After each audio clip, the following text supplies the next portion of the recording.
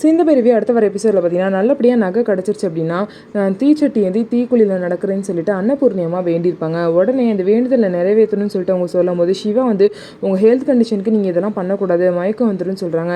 இல்லைப்பா நான் பார்த்துக்கிறேன்னு சொல்லிட்டு எல்லாத்தையும் மீறி அன்னபூர்ணி பார்த்திங்க அப்படின்னா அந்த வேண்டுதலை வந்து பண்ணுறாங்க. கையில் தீச்சட்டியை ஏந்திக்கிட்டு தீக்குழியில் நடக்க போகிறாங்க. அதை வந்து சிந்து வந்து எல்லாமே பார்க்குறாங்க. கடைசியில் பாதியிலேயே அவங்களுக்கு மயக்கம் வந்துடுது. அதனால அவங்கள வந்து கூட்டிகிட்டு வந்து உட்கார வச்சுட்டாங்க.